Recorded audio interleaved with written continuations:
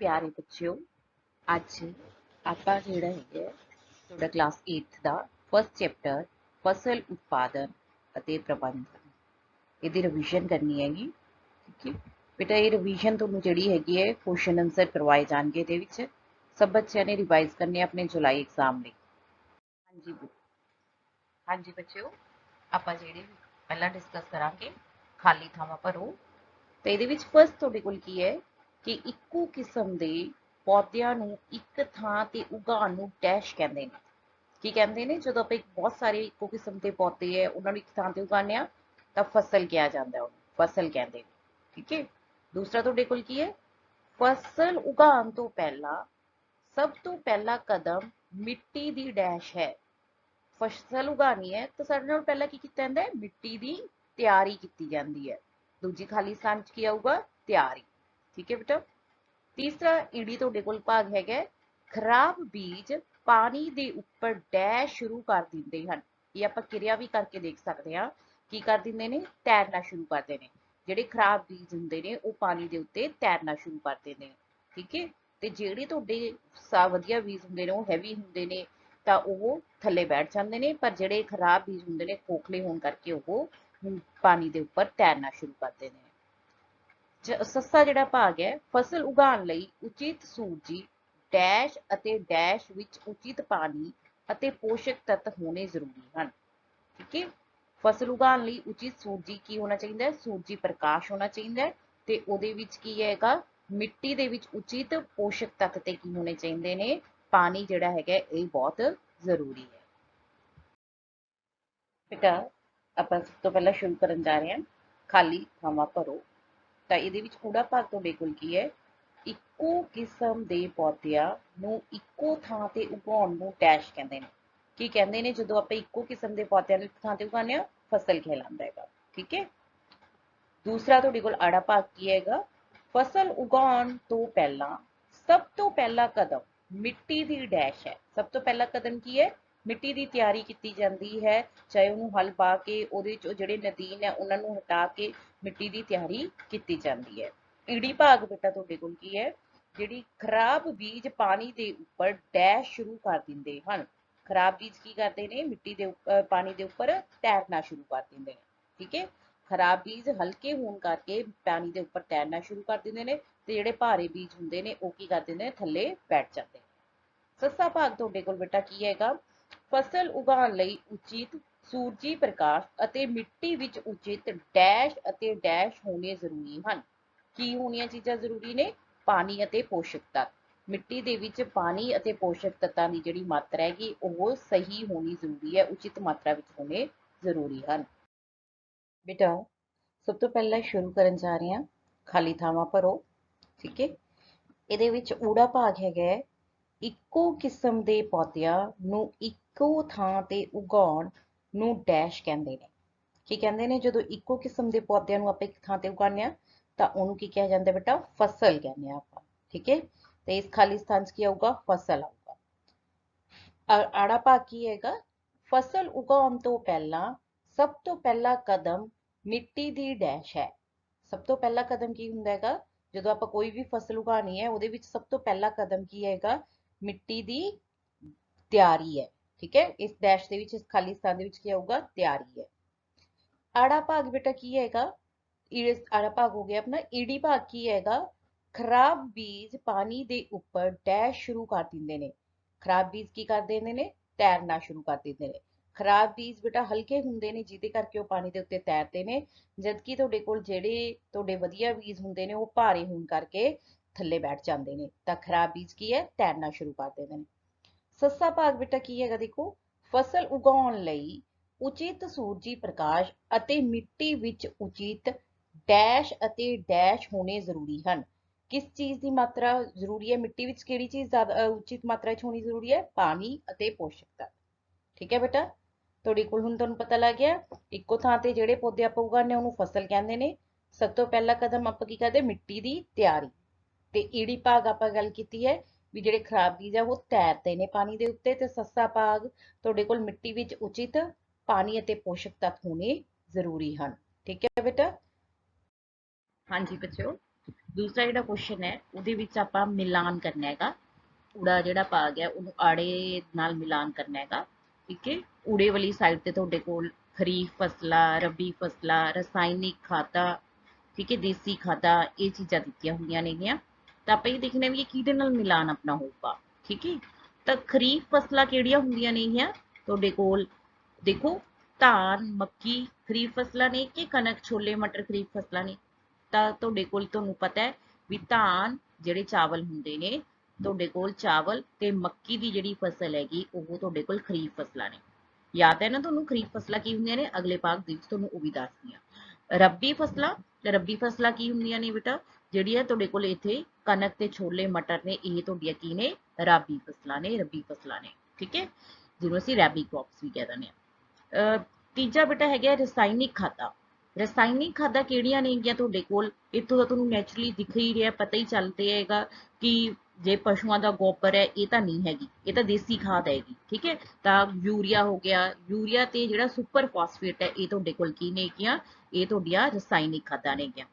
ਦੇਸੀ ਖਾਦਾਂ ਦੀ ਗੱਲ ਕਰੀਏ ਤਾਂ ਦੇਸੀ ਖਾਦਾਂ ਤੁਹਾਡੇ ਘਰਾਂ ਦੇ ਵਿੱਚ ਜਿਹੜੀਆਂ ਪਸ਼ੂਆਂ ਦੇ ਗੋਬਰ ਤੋਂ, ਮੂਤਰ ਤੋਂ, ਪੌਦਿਆਂ ਦੇ ਫਾਲਤੂ ਪਦਾਰਥਾਂ ਤੋਂ ਤਿਆਰ ਹੁੰਦੀ ਹੈ, ਉਹ ਤੁਹਾਡੀ ਕੀ ਹੁੰਦੀ ਹੈ, ਦੇਸੀ ਖਾਦ ਹੁੰਦੀ ਹੈਗੀ। ਠੀਕ ਹੈ ਬੱਚੋ। ਥਰਡ ਕੁਐਸਚਨ ਹੈ ਆਪਣਾ, ਹਰ ਇੱਕ ਦੀਆਂ ਦੋ ਦੋ ਉਦਾਹਰਨਾਂ ਦੋ। ਆਪਾਂ ਨੂੰ ਪਤਾ ਹੈ ਵੀ ਖਰੀਫ ਫਸਲਾਂ ਹੁੰਦੀਆਂ ਨੇ ਤੇ ਰੱਬੀ ਫਸਲਾਂ ਹੁੰਦੀਆਂ ਨੇ। ਖਰੀਫ ਫਸਲਾਂ ਜਿਹੜੀਆਂ ਸੌਣੀ ਦੀਆਂ ਫਸਲਾਂ ਹੁੰਦੀਆਂ ਨੇ ਉਹਨਾਂ ਨੂੰ ਅਸੀਂ ਕੀ ਕਹਿੰਦੇ ਆ, ਖਰੀਫ ਫਸਲਾਂ। ਜਿਹੜੀ ਹਾੜੀ ਦੀਆਂ ਫਸਲਾਂ ਹੁੰਦੀਆਂ ਨੇ ਉਹਨਾਂ ਨੂੰ ਅਸੀਂ ਕਹਿੰਦੇ ਆ ਰਾਬੀ ਫਸਲਾਂ। ਦੋਵਾਂ ਦੀਆਂ ਆਪਣੇ ਦੋ ਦੋ ਉਦਾਹਰਨਾਂ ਦੇਣੀਆਂ ਨੇ। ਤਾਂ ਇਹਦੇ ਵਿੱਚ ਜਿਹੜੀ ਖਰੀਫ ਫਸਲ ਹੈ ਤੁਹਾਡੀ, ਜਿਵੇਂ ਕਿ ਚਾਵਲ ਹੋ ਗਿਆ, ਮੱਕੀ ਹੋ ਗਈ, ਕਪਾਹ ਹੋ ਗਈ, ਇਹ ਤੁਹਾਡੀਆਂ ਜਿਹੜੀਆਂ ਹੁੰਦੀਆਂ ਨੇ ਖਰੀਫ ਦੀਆਂ ਫਸਲਾਂ ਹੁੰਦੀਆਂ ਨੇ। ਰਾਬੀ ਦੀਆਂ ਫਸਲਾਂ ਜਿਹੜੀਆਂ ਤੁਹਾਡੇ ਕੋਲ ਹਾੜੀ ਦੀਆਂ ਫਸਲਾਂ ਜਿਨ੍ਹਾਂ ਨੂੰ ਆਪਾਂ ਕਹਿੰਦੇ ਆ ਕਿ ਇਹਦੇ ਵਿੱਚ ਤੁਹਾਡੇ ਕੋਲ ਬੇਟਾ ਕਣਕ, ਛੋਲੇ ਅਤੇ ਮਟਰ ਆ ਜਾਂਦੇ ਨੇ। ਇਹ ਤੁਹਾਨੂੰ ਮੈਂ ਪਹਿਲਾਂ ਵੀ ਦੱਸਿਆ ਸੀ ਵੀ ਖਰੀਫ ਫਸਲਾਂ ਕੀ ਹੁੰਦੀਆਂ ਨੇ ਤੇ ਰੱਬੀ ਫਸਲਾਂ ਕੀ ਹੁੰਦੀਆਂ ਨੇ। ਖਰੀਫ ਫਸਲਾਂ ਉਹ ਫਸਲਾਂ ਹੁੰਦੀਆਂ ਨੇ ਜਿਹੜੀਆਂ ਤੁਸੀਂ ਅੱਜ ਕੱਲ੍ਹ ਦੇ ਜਿਵੇਂ ਗਰਮੀ ਦੇ ਮੌਸਮ ਦੇ ਵਿੱਚ ਉਗਾਉਂਦੇ ਹੋਗੇ, ਮਈ ਜੂਨ ਤੋਂ ਲੈ ਕੇ ਜਿਨ੍ਹਾਂ ਦੀ ਕਟਾਈ ਜਾ ਕੇ ਅਕਤੂਬਰ ਤੱਕ ਹੁੰਦੀ ਹੈ। ਰੱਬੀ ਦੀਆਂ ਫਸਲਾਂ ਜਿਹੜੀਆਂ ਸਰਦੀ ਵਿੱਚ ਉਗਾਉਂਦੇ ਆ, ਅਕਤੂਬਰ ਨਵੰਬਰ 'ਚ ਉਗਾ ਕੇ ਜਿਨ੍ਹਾਂ ਨੂੰ ਤੁਸੀਂ ਮਾਰਚ ਅਪ੍ਰੈਲ ਦੇ ਵਿੱਚ ਜਿਨ੍ਹਾਂ ਦੀ ਕਟਾਈ ਕਰਦੇ ਹੋ, ਉਹ ਤੁਹਾਡੀਆਂ ਹੁੰਦੀਆਂ ਨੇ ਕਿ ਰੱਬੀ ਦੀਆਂ ਫਸਲਾਂ। ਠੀਕ ਹੈ ਬੇਟਾ। ਹਾਂਜੀ ਬੇਟਾ। ਚੌਥਾ ਕੁਐਸਚਨ ਹੈ ਤੁਹਾਡੇ ਕੋਲ, ਹੇਠ ਲਿਖਿਆਂ ਤੇ ਨੋਟ ਲਿਖੋ। ਚਾਰ ਭਾਗ ਦਿੱਤੇ ਨੇ, ਉਹਨਾਂ ਚਾਰਾਂ ਭਾਗਾਂ ਤੇ ਤੁਸੀਂ ਨੋਟ ਲਿਖਣਾ ਹੈ। ਇਹਦੇ ਵਿੱਚੋਂ ਸਭ ਤੋਂ ਪਹਿਲਾ ਭਾਗ ਹੈ ਭੂਮੀ ਦੀ ਤਿਆਰੀ। ਭੂਮੀ ਦੀ ਤਿਆਰੀ ਕੀ ਹੁੰਦੀ ਹੈਗੀ, ਫਸਲ ਉਗਾਉਣ ਲਈ ਸਭ ਤੋਂ ਪਹਿਲਾ ਕੰਮ ਕੀ ਹੈ, ਖੇਤ ਜਾਂ ਭੂਮੀ ਦੀ ਤਿਆਰੀ ਕਰਨਾ। ਠੀਕ ਹੈ, ਇਹਦੇ ਲਈ ਆਪਾਂ ਕੀ ਕਰਦੇ ਹਾਂ, ਇਸ ਲਈ ਸਭ ਤੋਂ ਪਹਿਲਾਂ ਆਪਾਂ ਕੀ ਹੈ, ਮਿੱਟੀ ਨੂੰ ਪੁੱਟ ਕੇ ਪੋਲਾ ਕੀਤਾ ਜਾਂਦਾ ਹੈ। ਇਹਦੇ ਨਾਲ ਕੀ ਹੁੰਦਾ ਹੈਗਾ, ਫਿਰ ਜਿਹੜਾ ਪੌਦੇ ਦੀਆਂ ਜੜ੍ਹਾਂ ਹੁੰਦੀਆਂ ਨੇ ਕਿ ਉਹ ਆਸਾਨੀ ਦੇ ਨਾਲ ਮਿੱਟੀ ਵਿੱਚ ਡੂੰਘੀਆਂ ਧੱਸ ਜਾਂਦੀਆਂ ਨੇ। ਠੀਕ ਹੈ, ਡੂੰਘਾਈ ਤੱਕ ਉਹਨੂੰ ਧੱਸਣ ਦੇ ਵਿੱਚ ਮਦਦ ਮਿਲਦੀ ਹੈ। ਪੋਲੀ ਮਿੱਟੀ ਜਿਹੜੀ ਹੁੰਦੀ ਹੈ ਉਹਨਾਂ ਦੀਆਂ ਜੜ੍ਹਾਂ ਡੂੰਘਾਈ ਵਿੱਚ ਆਸਾਨੀ ਨਾਲ ਸਾਹ ਲੈ ਸਕਦੇ ਹਨ। ਜਦੋਂ ਦੂਰ ਦੂਰ ਤੱਕ ਧੱਸ ਜਾਂਦੀਆਂ ਨੇ ਤਾਂ ਉਹ ਸਾਹ ਲੈਣਾ ਉਹਨਾਂ ਲਈ ਆਸਾਨ ਹੋ ਜਾਂਦਾ ਹੈ। ਜਿਹਦੇ ਕਰਕੇ ਕਹਿੰਦੇ ਕੀ ਹੈ ਕਿ ਜਿਹੜੀ ਪੋਲੀ ਮਿੱਟੀ ਹੋ ਜਾਂਦੀ ਹੈਗੀ, ਫਿਰ ਉਹਦੇ ਵਿੱਚ ਗੰਡੋਏ ਤੇ ਜਿਹੜੇ ਹੋਰ ਸੂਖਮ ਜੀਵ ਹੁੰਦੇ ਨੇ ਉਹ ਵੀ ਵੱਧ ਫੁੱਲ ਸਕਦੇ ਨੇ। ਤੇ ਇਹ ਜਿਹੜੇ ਗੰਡੋਏ ਹੁੰਦੇ ਨੇ ਜਾਂ ਸੂਖਮ ਜੀਵ ਹੁੰਦੇ ਨੇ, ਇਹ ਆਪਣੀ ਮਿੱਟੀ ਦੀ ਉਪਜਾਊ ਸ਼ਕਤੀ ਨੂੰ ਵਧਾਉਣ ਦੇ ਵਿੱਚ ਵੀ ਸਹਾਇਤਾ ਕਰਦੇ ਨੇ। ਇਹ ਜੀਵ ਮਿੱਟੀ ਨੂੰ ਉਲਟਾਉਣ, ਪੁਲਟਾਉਣ ਅਤੇ ਪੋਲੀਕਰਨ ਵਿੱਚ ਕਿਸਾਨ ਦੀ ਸਹਾਇਤਾ ਕਰਦੇ ਨੇ। ਠੀਕ ਹੈ, ਉਲਟਾਉਣ ਪੁਲਟਾਉਣ ਵੀ, ਜਿਹੜੀ ਥੱਲੇ ਮਿੱਟੀ ਹੈ, ਸਖਤ ਮਿੱਟੀ ਹੈ, ਉਹਨੂੰ ਉੱਪਰ ਆਉਂਦੀ ਰਹਿੰਦੀ ਹੈ ਕਿ ਜਦੋਂ ਉਹ ਗੰਡੋਏ ਤੁਹਾਨੂੰ ਪਤਾ ਵੀ ਉਹਦੇ ਵਿੱਚ ਸਾਹ ਲੈਂਦੇ ਨੇ ਤਾਂ ਉਹ ਮਿੱਟੀ ਨੂੰ ਕੀ ਕਰ ਦਿੰਦੇ ਨੇ, ਪੋਲਾ ਕਰ ਦਿੰਦੇ ਨੇ। ਠੀਕ ਹੈ, ਤੇ ਮਿੱਟੀ ਦੇ ਵਿੱਚ ਕਹਿੰਦਾ ਫਿਰ ਇਹਦੇ ਨਾਲ ਮੱਲੜ ਦੀ ਮਾਤਰਾ ਵੀ ਵੱਧ ਜਾਂਦੀ ਹੈ, ਭਰਪੂਰ ਹੋ ਜਾਂਦੀ ਹੈ। ਤਾਂ ਸਭ ਤੋਂ ਪਹਿਲਾ ਕੰਮ ਕੀ ਹੁੰਦਾ ਹੈਗਾ ਕਿ ਮਿੱਟੀ ਜਿਹੜੀ ਹੈਗੀ ਹੈ ਭੂਮੀ ਦੀ ਤਿਆਰੀ ਕੀਤੀ ਜਾਂਦੀ ਹੈਗੀ। ਭੂਮੀ ਦੀ ਤਿਆਰੀ ਦੇ ਲਈ, ਫਸਲ ਉਗਾਉਣ ਦੇ ਲਈ ਸਭ ਤੋਂ ਪਹਿਲਾ ਕੰਮ ਭੂਮੀ ਦੀ ਤਿਆਰੀ ਕਰਨਾ ਹੈ। ਇਸ ਲਈ ਕਹਿੰਦਾ ਪਹਿਲਾਂ ਮਿੱਟੀ ਨੂੰ ਪੁੱਟ ਕੇ ਪੋਲਾ ਕੀਤਾ ਜਾਂਦਾ ਹੈ, ਜਿਹਦੇ ਨਾਲ ਕਹਿੰਦਾ ਪੌਦੇ ਦੀਆਂ ਜੜ੍ਹਾਂ ਆਸਾਨੀ ਦੇ ਨਾਲ ਮਿੱਟੀ ਦੇ ਵਿੱਚ ਧੱਸ ਜਾਂਦੀਆਂ ਨੇ। ਪੋਲੀ ਮਿੱਟੀ ਵਿੱਚ ਕਹਿੰਦਾ ਜੜ੍ਹਾਂ ਡੂੰਘਾਈ ਵਿੱਚ ਆਸਾਨੀ ਦੇ ਨਾਲ ਸਾਹ ਵੀ ਲੈ ਪਾਉਂਦੀਆਂ ਨੇ, ਜਿਹਦੇ ਨਾਲ ਕਹਿੰਦਾ ਪੋਲੀ ਮਿੱਟੀ ਦਾ ਹੋਰ ਕੀ ਫਾਇਦਾ, ਗੰਡੋਏ ਅਤੇ ਸੂਖਮ ਜੀਵਾਂ ਨੂੰ ਵਧਣ ਫੁੱਲਣ ਦੇ ਵਿੱਚ ਸਹਾਇਤਾ ਕਰਦੇ ਨੇ, ਮਦਦ ਕਰਦੇ ਨੇ। ਇਹ ਜੀਵ ਮਿੱਟੀ ਨੂੰ ਉਲਟਾਉਣ ਪੁਲਟਾਉਣ, ਪੌਲੀਕਰਨ ਵਿੱਚ ਕਿਸਾਨ ਦੀ ਮਦਦ ਕਰਦੇ ਹਨ, ਮਿੱਟੀ ਵਿੱਚ ਮੱਲੜ ਦੀ ਮਾਤਰਾ ਵਧਾਉਂਦੇ ਹਨ। ਠੀਕ ਹੈ ਬੇਟਾ। ਬੇਟਾ ਜਿਹੜਾ ਆਪਾਂ ਨੋਟ ਲਿਖੇ ਸੀ ਉਸ 'ਚ ਆੜਾ ਭਾਗ ਕੀ ਹੈਗਾ, ਬਿਜਾਈ। ਬਿਜਾਈ ਸਰਲ ਭਾਸ਼ਾ 'ਚ ਆਪਾਂ ਕਹਿੰਦੇ ਬੀਜ ਦਾ ਬੀਜਣਾ ਜਿਹੜਾ ਹੁੰਦਾ ਉਹ ਬਿਜਾਈ ਕਹਿਲਾਉਂਦਾ ਹੈਗਾ। ਬੀਜ ਬੀਜਣ ਤੋਂ ਪਹਿਲਾਂ ਕੀ ਹੁੰਦਾ ਹੈਗਾ ਬੇਟਾ, ਵਧੀਆ ਕਿਸਮ ਦੇ ਬੀਜਾਂ ਦੀ ਚੋਣ ਕਰਨੀ ਜ਼ਰੂਰੀ ਹੈਗੀ। ਠੀਕ ਹੈ, ਇਹ ਆਪਾਂ ਉੱਪਰ ਵੀ ਗੱਲ ਕੀਤੀ ਸੀ ਵੀ ਕੁਝ ਖਰਾਬ ਬੀਜ ਹੁੰਦੇ ਨੇ, ਕੁਝ ਸਿਹਤਮੰਦ ਬੀਜ ਹੁੰਦੇ ਨੇ। ਤਾਂ ਸਭ ਤੋਂ ਪਹਿਲਾਂ ਆਪਾਂ ਨੂੰ ਸਿਹਤਮੰਦ ਬੀਜਾਂ ਦੀ, ਸਾਫ਼ ਅਤੇ ਸਿਹਤਮੰਦ ਬੀਜਾਂ ਨੂੰ ਆਪਾਂ ਵਧੀਆ ਬੀਜ ਕਹਿੰਦੇ ਆ, ਉਹਨਾਂ ਦੀ ਚੋਣ ਕਰਨੀ ਜ਼ਰੂਰੀ ਹੈ ਜੋ ਵਧੀਆ ਝਾੜ ਦਿੰਦੇ ਨੇ। ਠੀਕ ਹੈ, ਇਹ ਤੁਹਾਨੂੰ ਜਿਹੜੀ ਕ੍ਰੌਪ ਦੀ ਪ੍ਰੋਡਕਸ਼ਨ ਹੈ ਜਾਂ ਤੁਹਾਡੇ ਕੋਲ ਤੋਂ ਪ੍ਰੋਡਕਸ਼ਨ ਜਿਹੜੀ ਹੋਊਗੀ ਉਹ ਵਧੀਆ ਦੇਣਗੇ। ਇਸ ਲਈ ਖਰਾਬ ਬੀਜਾਂ ਨੂੰ ਵਧੀਆ ਬੀਜਾਂ ਤੋਂ ਵੱਖ ਕੀਤਾ ਜਾਂਦਾ ਹੈ। ਤਾਂ ਜਿਹੜੇ ਖਰਾਬ ਬੀਜ ਆ ਉਹਨੂੰ ਅਲੱਗ ਕਰ ਲੈਂਦੇ ਨੇ ਤੇ ਵਧੀਆ ਬੀਜ ਆ ਉਹਨਾਂ ਨੂੰ ਵੱਖ ਕਰ ਲਿਆ ਜਾਂਦਾ ਹੈਗਾ। ਠੀਕ ਹੈ ਬੇਟਾ, ਖਰਾਬ ਬੀਜ ਇਹ ਆਪਾਂ ਪਹਿਲਾਂ ਵੀ ਗੱਲ ਕੀਤੀ ਸੀ ਵੀ ਪਾਣੀ ਦੇ ਉੱਤੇ ਤੈਰਨ ਲੱਗ ਜਾਂਦੇ ਨੇ, ਤੇ ਜਿਹੜੇ ਤੁਹਾਡੇ ਕੋਲ ਖਰਾਬ ਬੀਜ ਨੇ ਉਹ ਪਾਣੀ ਤੇ ਤੈਰਨ ਲੱਗ ਜਾਂਦੇ, ਤਾਂ ਉਹ ਜਿਹੜੇ ਤੈਰਦੇ ਬੀਜ ਆ ਉਹਨਾਂ ਨੂੰ ਅਲੱਗ ਕਰ ਲਿਆ ਜਾਂਦਾ ਹੈਗਾ। ਉਸ ਤੋਂ ਬਾਅਦ ਬੇਟਾ ਈੜੀ ਭਾਗ ਜਿਹੜਾ ਹੈਗਾ ਆਪਣਾ ਗੋਡੀ ਹੈਗਾ। ਗੋਡੀ ਕੀ ਹੁੰਦੀ ਹੈਗੀ ਵੀ ਤੁਹਾਡੇ ਕੋਲ ਆਪਾਂ ਨਦੀਨਾਂ ਦੀ ਗੱਲ ਕਰਦੇ ਸੀ, ਫਾਲਤੂ ਪੌਦੇ ਜਿਹੜੇ ਤੁਹਾਡੀ ਫਸਲ ਦੇ ਨਾਲ ਉਗਦੇ ਨੇ ਉਹਨਾਂ ਨੂੰ ਅਸੀਂ ਕੀ ਕਹਿੰਦੇ ਆ, ਨਦੀਨ ਕਹਿੰਦੇ ਆ। ਇਹਨਾਂ ਨੂੰ ਕਹਿੰਦਾ ਕੀ ਹੈ, ਖੇਤ ਵਿੱਚੋਂ ਬਾਹਰ ਕੱਢਣ ਦੀ ਜਿਹੜੀ ਪ੍ਰਕਿਰਿਆ ਹੈ, ਪ੍ਰੋਸੈਸ ਹੈ ਜਿਹੜੀ, ਉਹਨੂੰ ਅਸੀਂ ਕੀ ਕਹਿੰਦੇ ਆ, ਗੋਡੀ ਕਹਿੰਦੇ ਆਗੇ। ਨਦੀਨ ਕਹਿੰਦੇ ਕੀ ਹੈਗੇ, ਇਹਨਾਂ ਨੂੰ ਖੇਤ ਵਿੱਚੋਂ ਬਾਹਰ ਕੱਢਣਾ ਬਹੁਤ ਜ਼ਰੂਰੀ ਹੈ ਕਿਉਂਕਿ ਇਹ ਤੁਹਾਡੀ ਜਿਹੜੀ ਕ੍ਰੌਪ ਹੈ, ਮੇਨ ਫਸਲ ਹੈ, ਉਹਨਾਂ ਦੇ ਨਾਲ ਪੋਸ਼ਕ ਤੱਤ, ਪਾਣੀ ਅਤੇ ਰੋਸ਼ਨੀ ਦੇ ਲਈ ਕੀ ਕਰਦੇ ਨੇ, ਮੁਕਾਬਲਾ ਕਰਦੇ ਨੇ, ਕੰਪੀਟੀਸ਼ਨ ਕਰਦੇ ਨੇ। ਤੇ ਇਸ ਲਈ ਕਹਿੰਦਾ ਕੀ ਹੈ, ਫਸਲੀ ਪੌਦਿਆਂ ਦੇ ਵਾਧੇ ਤੇ ਇਹ ਮਾੜਾ ਪ੍ਰਭਾਵ ਪਾਉਂਦੇ ਨੇ। ਠੀਕ ਹੈ, ਇਹਦੇ ਨਾਲ ਕੀ ਹੁੰਦਾ ਹੈਗਾ, ਇਸ ਨਾਲ ਜਿਹੜਾ ਫਸਲੀ ਪੌਦੇ ਆ ਉਹਨਾਂ ਦੇ ਵਾਧਾ ਸਹੀ ਤਰੀਕੇ ਦੇ ਨਾਲ ਨਹੀਂ ਹੋ ਪਾਉਂਦਾ ਕਿਉਂਕਿ ਉਹਨਾਂ ਦੇ ਜਿਹੜੇ ਪੋਸ਼ਕ ਤੱਤ ਹੈ ਉਹ ਇਹ ਨਦੀਨ ਲੈ ਲੈਂਦੇ ਨੇਗੇ। ਠੀਕ ਹੈ ਬੇਟਾ, ਮੇਰਾ ਸੱਸਾ ਭਾਗ ਹੈ ਗਹਾਈ। ਠੀਕ ਹੈ, ਤੁਸੀਂ ਫਸਲ ਉਗਾ ਲਈ, ਉਸ ਤੋਂ ਬਾਅਦ ਉਹ ਜੋ ਫਸਲ ਕੱਟ ਲਈ, ਤਾਂ ਉਸ ਤੋਂ ਬਾਅਦ ਆਉਂਦੀ ਹੈ ਗਹਾਈ ਦੀ ਕਿਰਿਆ। ਗਹਾਈ ਦਾ ਮਤਲਬ ਕੀ ਹੈ ਵੀ ਜਦੋਂ ਤੁਸੀਂ ਜਿਹੜੀ ਫਸਲ ਕੱਟ ਲਈ, ਉਹ ਕੱਟੀ ਹੋਈ ਫਸਲ ਦੇ ਵਿੱਚੋਂ ਦਾਣਿਆਂ ਨੂੰ ਵੱਖ ਕਰਨ ਦੀ ਜਿਹੜੀ ਪ੍ਰਕਿਰਿਆ ਹੁੰਦੀ ਹੈ ਉਹਨੂੰ ਅਸੀਂ ਕੀ ਕਹਿੰਦੇ ਆ, ਗਹਾਈ ਕਹਿੰਦੇ ਆਗੇ। ਠੀਕ ਹੈ, ਇਸ ਗਹਾਈ ਦੇ ਲਈ ਤੁਹਾਡੇ ਕੋਲ ਕੀ ਹੈਗਾ, ਇਹ ਗਹਾਈ ਦੀ ਪ੍ਰਕਿਰਿਆ ਦੇ ਲਈ ਤੁਹਾਡੇ ਕੋਲ ਕਹਿੰਦਾ ਕੰਬਾਈਨ ਜਿਹੜੀ ਹੁੰਦੀ ਹੈ, ਕੰਬਾਈਨ ਹਾਰਵੈਸਟਰ ਦੇ ਦੁਆਰਾ ਇਹ ਗਹਾਈ ਕੀਤੀ ਜਾਂਦੀ ਹੈਗੀ। ਠੀਕ ਹੈ, ਜਿਹੜੇ ਕੁਝ ਕਿਸਾਨ ਹੁੰਦੇ ਨੇ ਉਹ ਕੀ ਕਰਦੇ ਨੇ, ਜਿਹੜੇ ਦਾਣੇ ਹੈ ਉਹਨਾਂ ਨੂੰ ਤੂੜੀ ਦੇ ਨਾਲੋਂ ਵੱਖ ਕਰਨ ਦੇ ਲਈ ਛੰਡਣ ਦੀ ਵਿਧੀ ਦੀ ਵਰਤੋਂ ਕਰਦੇ ਨੇ। ਛੰਡ ਛੰਡ ਕੇ ਕਹਿੰਦਾ ਕੀ ਕਰਦੇ ਨੇ, ਦਾਣਿਆਂ ਨੂੰ ਵੱਖ ਕਰ ਲੈਂਦੇ ਨੇ। ਤਾਂ ਗਹਾਈ ਕੀ ਹੈ, ਕੱਟੀ ਗਈ ਫਸਲ ਵਿੱਚੋਂ ਦਾਣਿਆਂ ਨੂੰ ਵੱਖ ਕਰਨ ਦੀ ਜਿਹੜੀ ਪ੍ਰਕਿਰਿਆ ਉਹਨੂੰ ਅਸੀਂ ਕੀ ਕਹਿੰਦੇ ਆ, ਗਹਾਈ ਕਹਿੰਦੇ ਨੇ। ਇਸ ਕੰਮ ਲਈ ਇਹਨੂੰ ਕੰਬਾਈਨ ਹਾਰਵੈਸਟਰ ਦੁਆਰਾ ਕੀਤਾ ਜਾਂਦਾ ਹੈ। ਕੁਝ ਜਿਹੜੇ ਘੱਟ ਜ਼ਮੀਨ ਵਾਲੇ ਕਿਸਾਨ ਹੁੰਦੇ ਨੇ ਉਹ ਦਾਣਿਆਂ ਨੂੰ ਤੂੜੀ ਨਾਲੋਂ ਵੱਖ ਕਰਨ ਲਈ ਛੰਟਣ ਵਿਧੀ ਦੀ ਵਰਤੋਂ ਵੀ ਕਰਦੇ ਨੇ। ਠੀਕ ਹੈ ਬੇਟਾ, ਆਪਣਾ ਨੈਕਸਟ ਕੁਐਸਚਨ ਹੈਗਾ, ਰਸਾਇਣਿਕ ਖਾਦਾਂ ਅਤੇ ਰੂੜੀ ਖਾਦਾਂ ਦੇ ਵਿੱਚ ਅੰਤਰ ਸਪਸ਼ਟ ਕਰੋ। ਠੀਕ ਹੈ, ਇੱਕ ਬੇਟਾ ਇਹ ਜਿਹੜੇ ਸਪੈਸ਼ਲੀ ਅੰਤਰ ਸਪਸ਼ਟ ਕਰਨ ਵਾਲੇ ਕੁਐਸਚਨ ਹੈ ਉਹਨਾਂ ਨੂੰ ਤੁਸੀਂ ਵਿਚਕਾਰ ਲਾਈਨ ਲਗਾ ਕੇ ਲਿਖਿਆ ਕਰੋ, ਉਹ ਜ਼ਿਆਦਾ ਇਫੈਕਟਿਵ ਹੁੰਦੇ ਨੇ। ਠੀਕ ਹੈ, ਇੱਕ ਸਾਈਡ ਤੇ ਜਿਵੇਂ ਰਸਾਇਣਿਕ ਖਾਦਾਂ ਲਿਖ ਲਿਆ, ਦੂਸਰੀ ਸਾਈਡ ਤੇ ਰੂੜੀ ਖਾਦਾਂ ਲਿਖ ਲਿਆ। ਤਾਂ ਬੇਟਾ ਰਸਾਇਣਿਕ ਖਾਦਾਂ ਦੀ ਗੱਲ ਕਰੀਏ ਤਾਂ ਇਹ ਤੁਹਾਡੇ ਕੋਲ ਕੀ ਹੁੰਦੀਆਂ ਨੇਗੀਆਂ, ਪਹਿਲਾ ਅਕਾਰਬਨਿਕ ਖਾਦਾਂ ਨੇ। ਠੀਕ ਹੈ, ਰਸਾਇਣਿਕ ਖਾਦਾਂ ਅਕਾਰਬਨਿਕ ਖਾਦਾਂ ਨੇ। ਇਸ ਦੇ ਉਲਟ ਜਿਹੜੀਆਂ ਰੂੜੀ ਖਾਦਾਂ ਨੇ ਇਹ ਕੀ ਹੈਗੀਆਂ, ਇਹ ਕਾਰਬਨਿਕ ਖਾਦਾਂ ਨੇ। ਇਹ ਕਾਰਬਨਿਕ ਪਦਾਰਥ ਹਨ ਜਿਹੜੇ ਕਿ ਪੌਦੇ ਅਤੇ ਜੰਤੂਆਂ ਦੇ ਵਿਅਰਥ ਪਦਾਰਥਾਂ ਦੇ ਅਪਘਟਨ ਤੋਂ ਤਿਆਰ ਹੁੰਦੀ ਹੈ। ਇਹ ਅਜਿਹੀ ਖਾਦ ਹੈ ਵੀ ਪੌਦਿਆਂ ਤੇ ਜੰਤੂਆਂ ਦੀ ਜਿਹੜੀ ਰਹਿੰਦ ਖੂੰਹਦ ਹੈ ਉਹ ਤੋਂ ਆਪਾਂ ਰੂੜੀ ਖਾਦ ਨੂੰ ਤਿਆਰ ਕਰਦੇ ਹਾਂਗੇ। ਉਸ ਤੋਂ ਬਾਅਦ ਬੇਟਾ ਸੈਕਿੰਡ ਪੁਆਇੰਟ ਕੀ ਹੈਗਾ ਤੁਹਾਡੇ ਕੋਲ ਰਸਾਇਣਿਕ ਖਾਦਾਂ ਦਾ, ਜਿਹੜੀਆਂ ਰਸਾਇਣਿਕ ਖਾਦਾਂ ਨੇ ਇਹਨਾਂ ਨੂੰ ਤੁਸੀਂ ਫੈਕਟਰੀਆਂ ਦੇ ਵਿੱਚ ਤਿਆਰ ਕੀਤਾ ਜਾਂਦਾ ਹੈ। ਇਹਨਾਂ ਦਾ ਜਿਹੜਾ ਉਤਪਾਦਨ ਹੈ ਉਹ ਫੈਕਟਰੀਆਂ ਦੇ ਵਿੱਚ ਕੀਤਾ ਜਾਂਦਾ ਹੈ।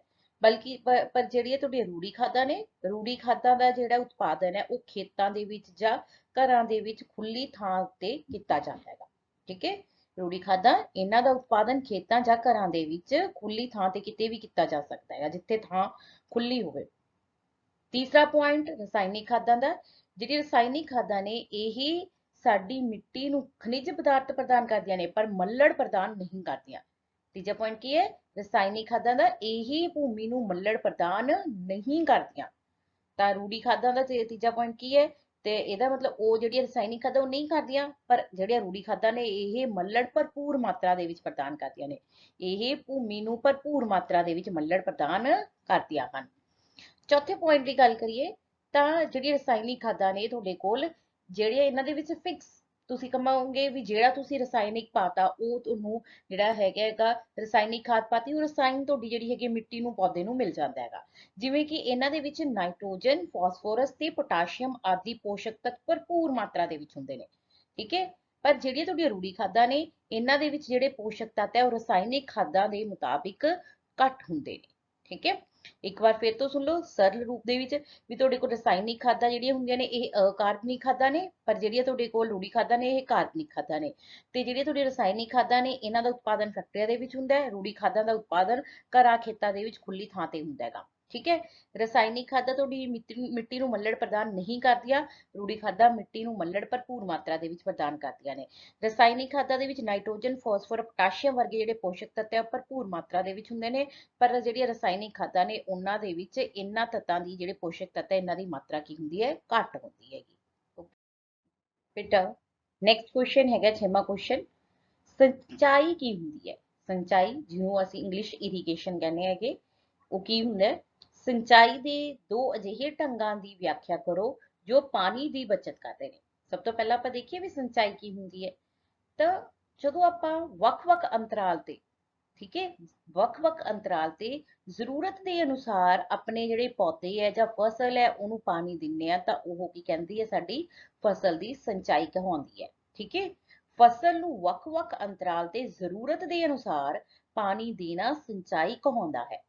ਪਾਣੀ ਦੀ ਬਚਤ ਦੇ ਲਈ ਸਿੰਚਾਈ ਦੇ ਜਿਹੜੇ ਢੰਗ ਨੇ ਬੇਸਿਕਲੀ ਮੁੱਖ ਤੌਰ ਤੇ ਦੋ ਢੰਗ ਨੇ। ਪਹਿਲਾ ਜਿਹੜਾ ਹੈਗਾ ਫੁਹਾਰਾ ਪ੍ਰਣਾਲੀ, ਦੂਸਰਾ ਜਿਹੜਾ ਹੈਗਾ ਤੁਪਕਾ ਪ੍ਰਣਾਲੀ।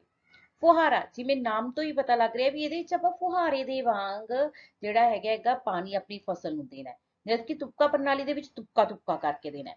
ਫੁਹਾਰਾ ਪ੍ਰਣਾਲੀ ਦੇ ਵਿੱਚ ਬੇਟਾ ਕੀ ਹੁੰਦਾ ਹੈਗਾ, ਇਸ ਪ੍ਰਣਾਲੀ ਦੇ ਵਿੱਚ ਲੰਬਾਤਮਕ ਰੂਪ ਵਿੱਚ ਖੜੀਆਂ ਪਾਈਪਾਂ ਜਿਨ੍ਹਾਂ ਦੇ ਸਿਰੇ ਤੇ ਘੁੰਮਣ ਵਾਲੀਆਂ ਨੋਜ਼ਲਾਂ ਫਿੱਟ ਕੀਤੀਆਂ ਹੁੰਦੀਆਂ ਨੇ ਨੂੰ ਕੁਝ ਦੂਰੀ ਤੇ ਜੋੜਿਆ ਜਾਂਦਾ ਹੈ। ਜਦੋਂ ਮੁੱਖ ਪਾਈਪ ਵਿੱਚ ਪਾਣੀ ਉੱਚ ਦਬਾਅ ਤੇ ਛੱਡਿਆ ਜਾਂਦਾ ਹੈ ਤਾਂ ਘੁੰਮ ਰਹੀਆਂ ਨੋਜ਼ਲਾਂ ਵਿੱਚੋਂ ਬਾਹਰ ਆਉਂਦਾ ਹੈ। ਇਹ ਪਾਣੀ ਵਰਖਾ ਵਾਂਗ ਫਸਲਾਂ ਤੇ ਛਿੜਕਿਆ ਜਾਂਦਾ ਹੈ। ਇਸ ਨਾਲ ਪਾਣੀ ਦੀ ਬਹੁਤ ਬਚਤ ਹੋ ਜਾਂਦੀ ਹੈ। ਬੇਟਾ ਕੀ ਹੁੰਦਾ ਹੈਗਾ, ਦੇਖੋ ਇੱਕ ਵਾਰ ਮੈਂ ਤੁਹਾਡੇ ਵਾਸਤੇ ਪੜ੍ਹਤਾ, ਹੁਣ ਤੁਹਾਨੂੰ ਸਰਲ ਭਾਸ਼ਾ ਸਮਝਾਉਣੀ ਆ ਵੀ ਇਹਦੇ ਵਿੱਚ ਲੰਬਾਤਮਕ ਰੂਪ ਦੇ ਵਿੱਚ ਪਾਈਪਾਂ ਖੜੀਆਂ ਕੀਤੀਆਂ ਨੇ, ਉਹਨਾਂ ਤੇ ਕੀ ਹੈਗਾ ਨੋਜ਼ਲਾਂ, ਉਹਨਾਂ ਦੇ ਸਿਰੇ ਦੇ ਉੱਤੇ ਨੋਜ਼ਲਾਂ ਲਾਤੀਆਂ ਤੇ ਉਹ ਜਿਹੜੀਆਂ ਨੋਜ਼ਲਾਂ ਨੇ ਉਹ ਚਾਰੇ ਪਾਸੇ ਕੀ ਹੈਗਾ ਘੁੰਮਦੀਆਂ ਰਹਿੰਦੀਆਂ ਨੇ। ਠੀਕ ਹੈ। ਜਿਹੜੀ ਨੋਜ਼ਲ ਫਿੱਟ ਕੀਤੀ ਹੈ ਉਹ ਘੁੰਮਣ ਵਾਲੀ ਨੋਜ਼ਲ ਹੁੰਦੀ ਹੈਗੀ, ਉਹਨੂੰ ਕੁਝ ਦੂਰੀ ਤੇ ਜੋੜ ਦਿੱਤਾ ਜਾਂਦਾ ਹੈ। ਜਦੋਂ ਕਹਿੰਦਾ ਮੁੱਖ ਪਾਈਪ ਤੋਂ ਆਪਾਂ ਪਾਣੀ ਛੱਡਦੇ ਆ ਉੱਚ ਦਬਾਅ ਤੇ ਤਾਂ ਜਿਹੜੀਆਂ ਇਹ ਨੋਜ਼ਲਾਂ ਜਿਹੜੀਆਂ ਮੂਰੇ ਫਿੱਟ ਕੀਤੀਆਂ ਹੋਈਆਂ ਨੇ ਗਿਆ ਤਾਂ ਇਹ ਘੁੰਮ ਰਹੀਆਂ ਹੁੰਦੀਆਂ ਨੇ, ਤਾਂ ਇਹ ਚਾਰੇ ਪਾਸੇ ਜਿਵੇਂ ਵਰਖਾ ਹੋ ਰਹੀ ਹੋਵੇ ਇਸ ਤਰ੍ਹਾਂ ਜਿਹੜਾ ਪਾਣੀ ਹੈ ਆਪਣੀ ਫਸਲ ਤੇ ਛਿੜਕ ਦਿੰਦੀਆਂ ਨੇ, ਜਿਹਦੇ ਨਾਲ ਸਾਨੂੰ ਪਾਣੀ ਦੀ ਬਹੁਤ ਜ਼ਿਆਦਾ ਬਚਤ ਹੋ ਜਾਂਦੀ ਹੈਗੀ। ਠੀਕ ਹੈ ਬੇਟਾ। ਦੂਸਰਾ ਤਰੀਕਾ ਕੀ ਹੈ, ਤੁਪਕਾ ਪ੍ਰਣਾਲੀ। ਤੁਪਕਾ ਤੁਪਕਾ ਕਰਕੇ ਇਹਦੇ ਵਿੱਚ ਜੜਾਂ ਨੂੰ ਪਾਣੀ ਦਿੱਤਾ ਜਾਂਦਾ ਹੈਗਾ। ਠੀਕ ਹੈ। ਇਹਦੇ ਵਿੱਚ ਕਹਿੰਦਾ ਆਪਾਂ ਇਹ ਵੀ ਕਹਿ ਸਕਦੇ ਹਾਂ ਵੀ ਇੱਕ ਵੀ ਜਿਹੜਾ ਤੁਪਕਾ ਹੈ ਪਾਣੀ ਦਾ ਉਹ ਵਿਅਰਥ ਨਹੀਂ ਜਾਂਦਾ, ਇਸ ਕਰਕੇ ਪਾਣੀ ਦੀ ਬਚਤ ਬਹੁਤ ਜ਼ਿਆਦਾ ਹੁੰਦੀ ਹੈ। ਇੱਕ ਵਾਰ ਪੜ੍ਹ ਲਿਆ ਤੁਪਕਾ ਪ੍ਰਣਾਲੀ ਤੁਹਾਡੇ ਲਈ। ਇਸ ਪ੍ਰਣਾਲੀ ਵਿੱਚ ਪਾਣੀ ਤੁਪਕਾ ਤੁਪਕਾ ਕਰਕੇ ਜੜਾਂ ਦੇ ਨੇੜੇ ਵਾਲੀ ਜਗ੍ਹਾ ਤੇ ਛੱਡਿਆ ਜਾਂਦਾ ਹੈ। ਠੀਕ ਹੈ। ਜੜਾਂ ਦੇ ਨੇੜੇ ਤੁਪਕਾ ਤੁਪਕਾ ਪਾਣੀ ਛੱਡਿਆ ਜਾਂਦਾ ਹੈ। ਜਿਹੜੀ ਇਸ ਪ੍ਰਣਾਲੀ ਵਿੱਚ ਪਾਣੀ ਦਾ ਇੱਕ ਵੀ ਤੁਪਕਾ ਜਿਹੜਾ ਹੈਗਾ ਅਜ਼ਾਈ ਨਹੀਂ ਜਾਂਦਾ, ਇਸ ਨਾਲ ਪਾਣੀ ਦੀ ਬਹੁਤ ਬਚਤ ਹੁੰਦੀ ਹੈ। ਠੀਕ ਹੈ ਬੱਚੋ। ਮੇਰਾ ਆਪਣਾ 7ਵਾਂ ਕੁਐਸਚਨ ਹੈਗਾ, ਜੇਕਰ ਕਣਕ ਨੂੰ ਖਰੀਫ ਮਤਲਬ ਸੋਨੀ ਦੇ ਮੌਸਮ ਦੇ ਵਿੱਚ ਆਪਾਂ ਬੀਜਿਆ ਜਾਵੇ ਤਾਂ ਕੀ ਹੋਵੇਗਾ। ਠੀਕ ਹੈ। ਕਣਕ ਨੂੰ ਆਪਾਂ ਨੇ ਖਰੀਫ ਮੌਸਮ ਦੇ ਵਿੱਚ ਬੀਜਤਾ, ਮਤਲਬ ਕਹਿੰਦਾ ਕਿ ਜਿਹੜੀ ਰਾਬੀ ਵਾਲੀ ਫਸਲ ਹੈ ਜੇ ਉਹਨੂੰ ਅਸੀਂ ਖਰੀਫ ਦੇ ਵਿੱਚ ਬੀਜਦੇ ਆ ਤਾਂ ਕੀ ਹੁੰਦਾ ਹੈਗਾ। ਇਹਦਾ ਆਪਾਂ ਨੂੰ ਪਤਾ ਹੈ ਕਿ ਕਣਕ ਜਿਹੜੀ ਹੈਗੀ ਇੱਕ ਰਾਬੀ ਦੀ ਫਸਲ ਹੈ, ਜਿਹਦੇ ਵਾਸਤੇ ਕਹਿੰਦਾ ਇਹ ਆਪਾਂ ਨੂੰ ਇਹ ਵੀ ਪਤਾ ਠੰਡ ਦੇ ਮੌਸਮ ਦੇ ਵਿੱਚ ਆਪਾਂ ਜਿਹੜਾ ਹੈਗਾ ਅਕਤੂਬਰ ਦੇ ਵਿੱਚ ਇਹਦੀ ਬਿਜਾਈ ਕਰ ਦਿਆਂਗੇ ਤਾਂ ਉਦੋਂ ਕੀ ਹੈ ਤਾਪਮਾਨ ਘੱਟ ਹੁੰਦਾ ਹੈ ਤੇ ਪਾਣੀ ਦੀ ਲੋੜ ਵੀ ਘੱਟ ਹੁੰਦੀ ਹੈ। ਹੁਣ ਕਹਿੰਦਾ ਜੇ ਕਣਕ ਨੂੰ ਅਸੀਂ ਖਰੀਫ ਮੌਸਮ ਦੇ ਵਿੱਚ ਬੀਜਿਆ ਜਾਵੇ ਤਾਂ ਤਾਪਮਾਨ ਵੱਧ ਜਾਊਗਾ ਅਤੇ ਵੱਧ ਪਾਣੀ ਕਾਰਨ ਫਸਲ ਵੀ ਸਾਡੀ ਮਰ ਜਾਊਗੀ। ਠੀਕ ਹੈ। ਕਣਕ ਇੱਕ ਰਾਬੀ ਦੀ ਫਸਲ ਹੈ, ਇਸ ਨੂੰ ਉਗਣ ਲਈ ਘੱਟ ਤਾਪਮਾਨ ਅਤੇ ਘੱਟ ਪਾਣੀ ਦੀ ਲੋੜ ਹੁੰਦੀ ਹੈ। ਜੇਕਰ ਕਣਕ ਨੂੰ ਖਰੀਫ ਮੌਸਮ ਵਿੱਚ ਬੀਜਿਆ ਜਾਵੇ ਤਾਂ ਵੱਧ ਤਾਪਮਾਨ ਅਤੇ ਵੱਧ ਪਾਣੀ ਕਾਰਨ ਫਸਲ ਮਰ ਜਾਵੇਗੀ। ਠੀਕ ਹੈ। ਲੋੜ ਨਾਲੋਂ ਵੱਧ ਜੇ ਕੋਈ ਵੀ ਚੀਜ਼ ਮਿਲੂਗੀ ਤਾਂ ਵੀ ਫਿਰ ਆਪਣੀ ਫਸਲ ਖਰਾਬ ਹੋ ਜੂਗੀ। ਘੱਟ ਮਿਲਦੀ ਹੈ ਫਿਰ ਵੀ ਉਹਦੀ ਪ੍ਰੋਡਕਸ਼ਨ ਵਧੀਆ ਨਹੀਂ ਹੁੰਦੀ, ਉਪਜ ਵਧੀਆ ਨਹੀਂ ਹੁੰਦੀ, ਤੇ ਪਰ ਜੇ ਘੱਟ ਵੱਧ ਮਿਲੀ ਹੈ ਤਾਂ ਉਹਦੇ ਨਾਲ ਵੀ ਫਸਲ ਖਰਾਬ ਹੋ ਜਾਂਦੀ ਹੈਗੀ। ਠੀਕ ਹੈ ਬੱਚਿਓ। ਬੱਚਿਓ ਨੈਕਸਟ ਕੁਐਸਚਨ ਹੈਗਾ ਜਿਹੜਾ ਪ੍ਰਸ਼ਨ ਨੰਬਰ 8, ਖੇਤਾਂ ਵਿੱਚ ਲਗਾਤਾਰ ਫਸਲਾਂ ਬੀਜਣ ਨਾਲ ਭੂਮੀ ਤੇ ਕੀ ਪ੍ਰਭਾਵ ਪੈਂਦਾ ਹੈ। ਜੇ ਲਗਾਤਾਰ ਅਸੀਂ ਇੱਕ ਭੂਮੀ ਤੇ ਹੀ ਫਸਲਾਂ ਬੀਜੀ ਜਾਈਏ ਤਾਂ ਉਹਦੇ ਨਾਲ ਕੀ ਪ੍ਰਭਾਵ ਹੁੰਦਾ ਹੈ। ਆਪਾਂ ਨੂੰ ਇਹ ਪਤਾ ਹੈ ਵੀ ਜਦੋਂ ਆਪਾਂ ਕੋਈ ਵੀ ਫਸਲ ਬੀਜਦੇ ਆ ਤਾਂ ਉਹ ਫਸਲ ਕੀ ਕਰਦੀ ਹੈਗੀ ਭੂਮੀ ਦੇ ਵਿੱਚੋਂ ਪੋਸ਼ਕ ਤੱਤ ਲੈਂਦੀ ਰਹਿੰਦੀ ਹੈ। ਠੀਕ ਹੈ। ਪੋਸ਼ਕ ਤੱਤ ਲੈਂਦੀ ਰਹੂਗੀ। ਤੇ ਜਦੋਂ ਲਗਾਤਾਰ ਉਸੇ ਭੂਮੀ ਤੇ ਫਸਲ ਆਪਾਂ ਬੀਜੀ ਜਾਵਾਂਗੇ ਤਾਂ ਉਹਦੇ ਵਿੱਚੋਂ ਜਿਹੜੇ ਜ਼ਿਆਦਾਤਰ ਪੋਸ਼ਕ ਤੱਤ ਹੈ ਉਹ ਸਾਰੇ ਦੇ ਸਾਰੇ ਆਪਣੀ ਕ੍ਰੌਪ ਜਿਹੜੀ ਹੈਗੀ ਆ, ਫਸਲ ਜਿਹੜੀ ਹੈਗੀ ਆ, ਲੈ ਲੂਗੀ। ਜਿਹਦੇ ਕਰਕੇ ਕੀ ਹੈ, ਕੁਝ ਫਸਲਾਂ ਬੀਜਣ ਤੋਂ ਬਾਅਦ, ਕੁਝ ਤੁਸੀਂ ਇਹ ਕਹੋਗੇ ਸੀਰੀਜ਼ ਤੋਂ ਬਾਅਦ ਤੁਹਾਡੀਆਂ ਜਿਹੜੀਆਂ ਫਸਲਾਂ ਉਹ ਕਮਜ਼ੋਰ ਹੋਣੀਆਂ ਸ਼ੁਰੂ ਹੋ ਜਾਣਗੀਆਂ। ਠੀਕ ਹੈ। ਤੇ ਫਿਰ ਬੇਟਾ ਕੀ ਹੋਊਗਾ, ਇੱਕ ਸਮਾਂ ਇਹ ਜਾਊਗਾ ਵੀ ਤੁਹਾਡੇ ਕੋਲ ਜਿਹੜੀ ਫਸਲ ਆਈ ਹੈ ਉਹ ਸਿਹਤਮੰਦ ਵੀ ਨਹੀਂ ਹੋਊਗੀ ਤੇ ਜਿਹੜੀ ਉਪਜ ਹੈ ਉਹ ਵੀ ਉਹ ਘਟ ਜਾਊਗੀ। ਠੀਕ ਹੈ। ਖੇਤ ਵਿੱਚ ਲਗਾਤਾਰ ਫਸਲਾਂ ਬੀਜਣ ਨਾਲ ਭੂਮੀ ਵਿੱਚ ਪੋਸ਼ਕ ਤੱਤਾਂ ਦੀ ਕਮੀ ਹੋ ਜਾਵੇਗੀ ਅਤੇ ਫਸਲਾਂ ਕਮਜ਼ੋਰ ਹੋ ਜਾਣਗੀਆਂ ਜਾਂ ਫਿਰ ਚੰਗੀ ਤਰ੍ਹਾਂ ਨਹੀਂ ਉੱਗ ਪਾਉਣਗੀਆਂ। ਫਸਲਾਂ ਕਮਜ਼ੋਰ ਹੋਣਗੀਆਂ ਤੇ ਉਹਨਾਂ ਦੀ ਉਪਜ ਵੀ ਉਹ ਹੈ ਚੰਗੀ ਤਰ੍ਹਾਂ ਗਰੋ ਨਹੀਂ ਹੋਣਗੀਆਂ। ਤੇ ਇਸ ਲਈ ਕਹਿੰਦਾ ਫਸਲਾਂ ਨੂੰ ਸਿਹਤਮੰਦ ਹੋਣ ਲਈ ਕਿਸਾਨ ਖੇਤ ਵਿੱਚ ਖਾਦ ਪਾਉਂਦੇ ਨੇ। ਠੀਕ ਹੈ। ਜਾਂ ਤਾਂ ਉਹ ਖਾਦ ਪਾਉਂਦੇ ਨੇ ਜਾਂ ਫਿਰ ਆਪਾਂ ਇਹ ਵੀ ਪੜਿਆ ਹੋਇਆ ਵੀ ਉਹ ਆਪਣੀ ਜਿਹੜੀ ਭੂਮੀ ਹੈ ਉਹਨੂੰ ਕੁਝ ਸਮੇਂ ਦੇ ਲਈ ਖਾਲੀ ਛੱਡ ਦਿੰਦੇ ਨੇ, ਜਿਹੜੇ ਕਿ ਉਹ ਨੈਚੁਰਲੀ ਕੁਦਰਤੀ ਤੌਰ ਤੇ ਜਿਹੜੇ ਆਪਣੇ ਪੋਸ਼ਕ ਤੱਤ ਹੈ ਉਹਨਾਂ ਨੂੰ ਰੀਗੇਨ ਕਰ ਸਕੇ, ਦੁਬਾਰਾ ਉਹਨਾਂ ਪੂਰਤੀ ਕਰ ਸਕੇ। ਠੀਕ ਹੈ ਬੱਚੋ। ਬੇਟਾ ਆਪਣਾ 9th ਕੁਐਸਚਨ ਹੈਗਾ, ਨਦੀਨ ਕੀ ਹੁੰਦੇ ਨੇ, ਅਸੀਂ ਇਹਨਾਂ ਨੂੰ ਕਿਵੇਂ ਕੰਟਰੋਲ ਕਰ ਸਕਦੇ ਹਾਂ। ਨਦੀਨ ਕੀ ਨੇ, ਇਹਨਾਂ ਨੂੰ ਅਸੀਂ ਕਿਵੇਂ ਕੰਟਰੋਲ ਕਰ ਸਕਦੇ ਹਾਂ। ਆਪਣੀ ਜਿਹੜੀ ਮੇਨ ਕ੍ਰੌਪ ਹੁੰਦੀ ਹੈ, ਜਿਹੜੀ ਤੁਹਾਡੀ ਮੁੱਖ ਫਸਲ ਹੁੰਦੀ ਹੈ, ਉਹ ਫਸਲ ਦੇ ਨਾਲ ਕਈ ਵਾਰ ਫਾਲਤੂ ਵਾਧੂ ਪੌਦੇ ਉਗਾਉਂਦੇ ਨੇ ਤੇ ਜਿਹੜੇ ਵਾਧੂ ਪੌਦੇ ਹੁੰਦੇ ਨੇ ਇਹਨਾਂ ਨੂੰ ਅਸੀਂ ਕਹਿੰਦੇ ਆ ਨਦੀਨ ਕਹਿੰਦੇ ਆ। ਹੁਣ ਇਹ ਆਪਣੇ ਲਈ ਹਾਨੀਕਾਰਕ ਨੇ। ਕਿਉਂ ਹਾਨੀਕਾਰਕ ਨੇ, ਆਪਾਂ ਪਹਿਲਾਂ ਪੜਿਆ ਵੀ ਹੈ, ਕਿਉਂਕਿ ਇਹ ਤੁਹਾਡੀ ਜਿਹੜੀ ਫਸਲ ਨੂੰ, ਜੇ ਤੁਹਾਡੀ ਫਸਲ ਨੂੰ ਕੋਈ ਹਵਾ ਚਾਹੀਦੀ ਹੈ, ਪਾਣੀ ਚਾਹੀਦਾ ਹੈ, ਪੋਸ਼ਕ ਤੱਤ ਚਾਹੀਦੇ ਹੈ, ਸੂਰਜ ਦੀ ਰੋਸ਼ਨੀ ਚਾਹੀਦੀ ਹੈ, ਉਹਨਾਂ ਸਭ ਨਾਲ ਇਹ ਜਿਹੜੀ ਮੁੱਖ ਫਸਲ ਲਈ ਇਹਨਾਂ ਸਾਰੀਆਂ ਚੀਜ਼ਾਂ ਲਈ ਉਹਨਾਂ ਨਾਲ ਮੁਕਾਬਲਾ ਕਰਦੇ ਨੇ, ਜਿਹਦੇ ਕਰਕੇ ਉਹਨਾਂ ਨੂੰ ਇਹ ਸਾਰੀਆਂ ਚੀਜ਼ਾਂ ਘੱਟ ਮਿਲਣਗੀਆਂ ਤਾਂ ਉਹਨਾਂ ਦੀ ਜਿਹੜੀ ਉਪਜ ਘੱਟ ਜੂਗੀ, ਉਹ ਸਿਹਤਮੰਦ ਨਹੀਂ ਹੋਣਗੇ। ਤਾਂ ਇਹਨਾਂ ਨੂੰ ਕਹਿੰਦਾ ਕੀ ਹੈਗਾ, ਕੰਟਰੋਲ ਕੀਤਾ ਜਾਂਦਾ ਹੈਗਾ। ਪਹਿਲਾਂ ਦੇਖੋ ਨਦੀਨ ਕੀ ਹੈ, ਖੇਤ ਵਿੱਚ ਫਸਲ ਦੇ ਨਾਲ ਕਈ ਵਾਰ ਫਾਲਤੂ ਪੌਦੇ ਵੀ ਉੱਗ ਆਉਂਦੇ ਹਨ। ਇਹਨਾਂ ਪੌਦਿਆਂ ਨੂੰ, ਇਹਨਾਂ ਜਿਹੜੇ ਫਾਲਤੂ ਪੌਦੇ ਆ ਇਹਨਾਂ ਨੂੰ ਅਸੀਂ ਕੀ ਕਹਿੰਦੇ ਆ, ਨਦੀਨ ਕਹਿੰਦੇ ਆ। ਹੁਣ ਅਸੀਂ ਨਦੀਨਾਂ ਨੂੰ ਹੇਠ ਲਿਖੇ ਢੰਗਾਂ ਦੇ ਨਾਲ ਕੰਟਰੋਲ ਕਰ ਸਕਦੇ ਹਾਂ। ਕਿਹੜੇ ਕਿਹੜੇ ਢੰਗ ਹੈ ਜਿਹਦੇ ਨਾਲ ਅਸੀਂ ਨਦੀਨਾਂ ਨੂੰ ਕੰਟਰੋਲ ਕਰ ਸਕਦੇ ਹਾਂ। ਪਹਿਲਾ ਜਿਹੜਾ ਢੰਗ ਹੈ ਉਹ ਹੈਗਾ ਹਲ ਵਾਹੁਣ ਦੇ ਨਾਲ। ਬੀਜ ਬੀਜਣ ਤੋਂ ਪਹਿਲਾਂ ਹਲ ਵਾਹੁਣ ਨਾਲ ਨਦੀਨ ਜੜੋਂ ਪੁੱਟੇ ਜਾਂਦੇ ਹਨ, ਜੋ ਬਾਅਦ ਵਿੱਚ ਸੁੱਕ ਕੇ ਮਿੱਟੀ ਵਿੱਚ ਰਲ ਜਾਂਦੇ ਨੇ। ਜਦੋਂ ਹਲ ਵਾਇਆ ਜਾਂਦਾ ਹੈ ਤਾਂ ਕੀ ਹੁੰਦਾ ਹੈਗਾ ਵੀ ਜਿਹੜੇ ਨਦੀਨ, ਜਿਹੜੀਆਂ ਵਾਧੂ ਪੌਦੇ ਉੱਗੇ ਹੋਏ ਹੈ ਉਹ ਪੁੱਟੇ ਗਏ, ਫਿਰ ਬਾਅਦ ਚ ਸੁੱਕ ਕੇ ਜਿਹੜੇ ਹੈਗੇ ਮਿੱਟੀ ਵਿੱਚ ਰਲ ਜਾਣਗੇ।